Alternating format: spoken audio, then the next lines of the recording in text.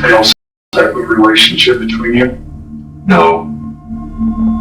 Ever at any point in time? Well, let me back that statement out. You're gonna get the whole truth though. I appreciate it. Yes, there was. The search for the teenager's body focused on a wooded area behind the home in East Dubuque where her mother and stepfather live. Investigators will not say, though, that the remains they found are Cheyenne's. They're waiting for an autopsy that'll take place on Monday. The devil is looking for you. The devil is on the way. 14-year-old Chyenne Kircher was thought to be a runaway, but soon a secret would come out about her home life, and a disturbing final live stream she recorded would help police discover the truth.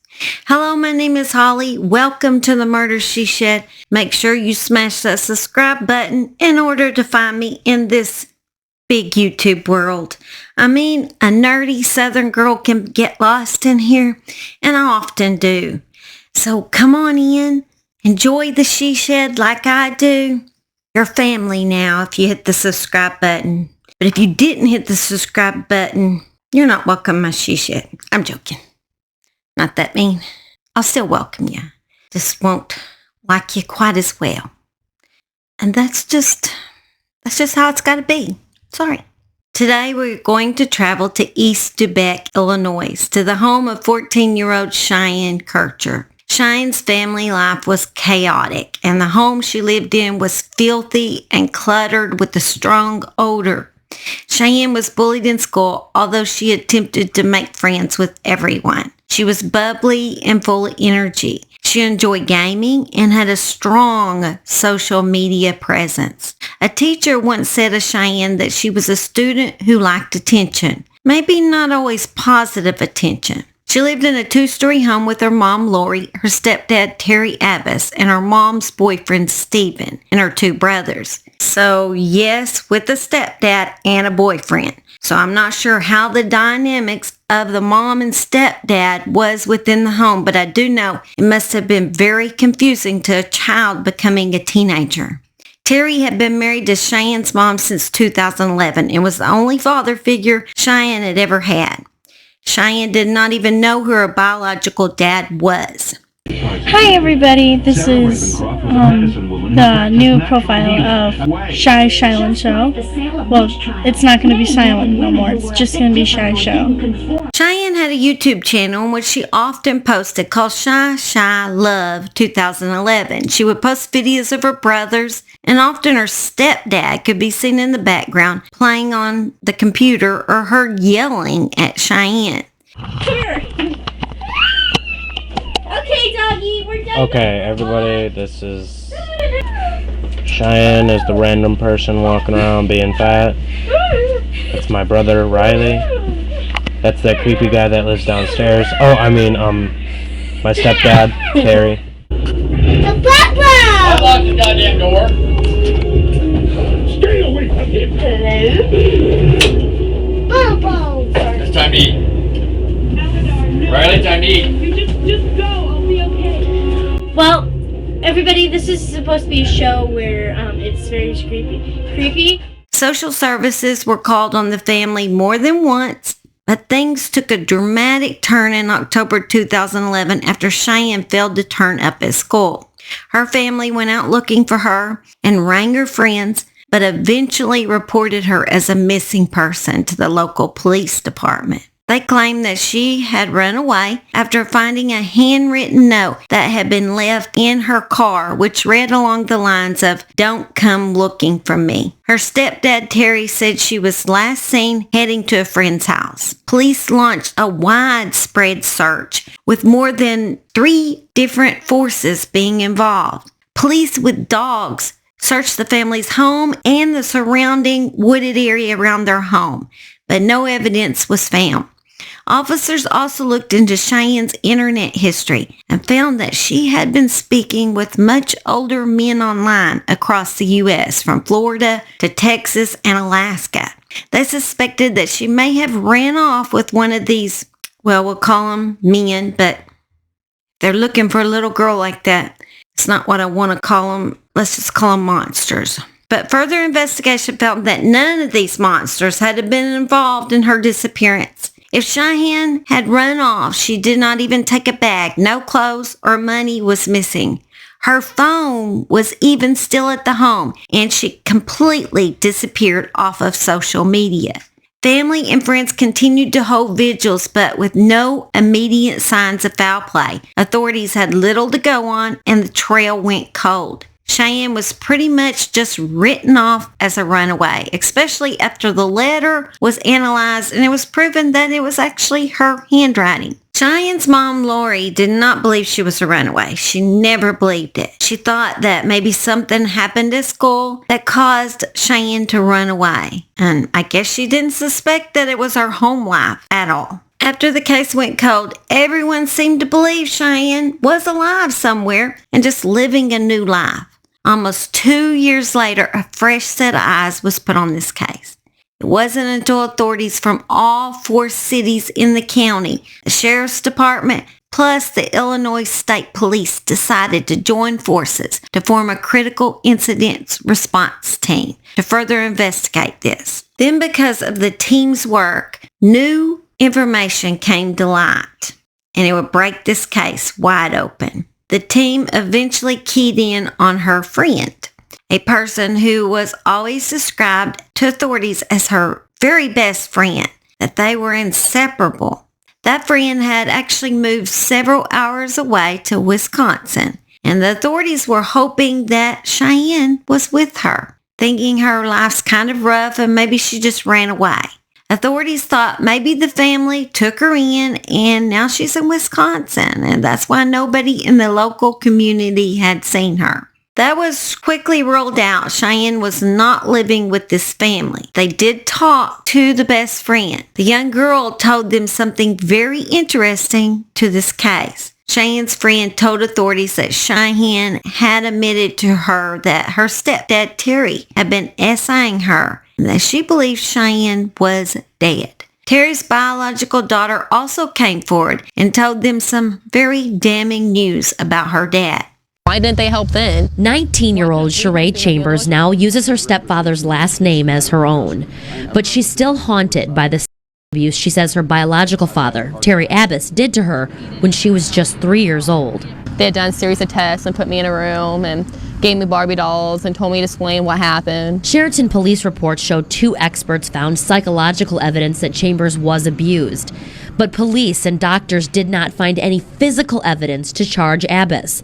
According to court documents, the Department of Human Services also investigated and placed ABBAS on its Central Abuse Registry. That means the organization deemed the abuse as founded. Chambers says that's when her dad gave up custody and moved to East Dubuque. 5 years later, in 2004, he regained visitation rights. It started off, like visitation, supervised. It started off with my grandma, and then after a while, I guess they approved him to have visits with us alone, and then it turned into overnights. During those overnight visits in East Dubuque, Sree says she met Chyenne Kircher. She says Kircher confided in her that ABBAS was abusing her. I told her that she needed to go to teachers, she needed to go to somebody she trusted. She needed to go and tell somebody, because I couldn't help her. Now with news that ABBAS is accused of killing Kircher, Chambers says she wishes she could have done more to help. She's seen the consequences of telling him no, so part of me wants to think that she's too scared to go and ask for help. Chyenne also claimed to one of her teachers that she had caught her stepdad watching child images and threatened to tell her mother. This is when authorities went back and watched Cheyenne's videos on her YouTube channel and noticed something that just seemed to prove Cheyenne's friend's theory of her possibly getting essayed by her stepdad. In this video, Terry just seemed to be too comfortable with his stepdaughter. It was creepy. Something didn't feel right to authorities, and after listening closely, they could hear Chyenne whisper on the live stream to her stepdad to be careful because she was on live, to which he says, okay. I'm really bored. I wonder if I got anything to do. Man. I know what I can do. What? I love all that stuff. Be careful. Okay. I love all that stuff. Be careful. See, stop! Did I say you were in this? No, you weren't. Get away! Help! See how abusive? No, he's not abusive. No! Stop! Yes, I am. I'll pull her out. No! Alright. See what I have to go through every day? Terry Abbas was almost immediately taken into custody for interrogation, and although he passed a polygraph test with flying colors, his one-on-one with an investigator became his utter downfall. That's because he grew so nervous, he just began fumbling his story until the point it completely unraveled, and he had no choice but to confess to everything he did to this young little 14-year-old girl. Terry said he forced Chyenne to write the letter about a month earlier as part of a practical prank the pair planned to play on Cheyenne's mother. In his first confession, Terry told police that he had taken Chyenne to the woods behind the family home to just run around. He claimed he slipped, blacked out, adding that Chyenne was dead when he woke up, and he had his hands around her throat. Of course, police didn't believe this, so they began pressing him more. And later he revealed that he did have sex with Chyenne in the backyard of the family home before strangling her to death. Terry claimed he then dug a hole about 5 feet deep and dumped her little body in the woods behind their house, less than 100 yards from her family. After authorities discovered the hard ground, they knew that Terry had to be lying about digging that grave by shovel just in one day after he murdered Chyenne. The ground was just too full of hard clay and too deep to have been dug in one night. It would then come out that the murder had been pre-planned because he had feared that Chyenne was about to tell everything that he had done to her, that he had actually been abusing her for years. It finally came out that while watching Cheyenne's brother, he had snuck into the woods for days and dug that hole, gradually while taking smoke breaks and going back to check on Cheyenne's youngest brother. There's about 30 FBI agents up there. We've been digging since yesterday. And I'm going to be honest with you, I'm getting a little worried because we're going down and down and down and I'm not seeing nothing. What I'm having trouble with here, Terry, what I'm having trouble with is one guy digging his hole in that time frame that you're saying. It did take me that very long to dig that with that little shovel. You follow me? Now's the time, Terry. Now's the time to completely let that dead demon out of your body. To completely let him out because he's still in there. And he's still gnawing at you. Because I can see it in your eyes. He's still gnawing at you. A little bit now, a little bit there, a little bit later. And that's going to be nothing but worse as the rest of your life goes by. And I've dealt with these types of things before, and I know that the hardest thing to do is to let that demon out. But once he's gone, you got your life back. You got the inside of you back. And don't live with yourself for the rest of that demon the rest of your life because you don't deserve that. Let that demon out. Let him out now and tell us exactly how that went down. And you will feel better. And that demon will be gnawing at your heart.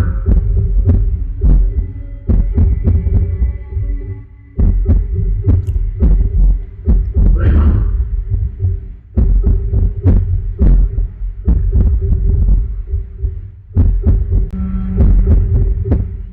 You guys are talking about one thing. That took longer to build than you think. I did dig and dig for it. And yes, I did. I didn't plan on killing her. This has not been proven, but I do believe when he said that the letter was written by Chyenne about a month before in order to prank her mom into thinking that she was a runaway. I believe this is when he actually started plotting her death and digging that hole. Although that's just my belief. I don't know if that's ever been proven, and I couldn't find any facts, but it only makes sense. I don't think that she just accidentally wrote that letter and then he had it to use after her death. This sick son of a gun knew he was going to take her out in the woods one more time to rape her before he strangled her to death and then threw her lifeless body into that grave. He raped Chyenne not only a few feet from where the grave was dug, he even said he didn't know how Chyenne had not seen the 5-foot deep hole in the ground while he was abusing her.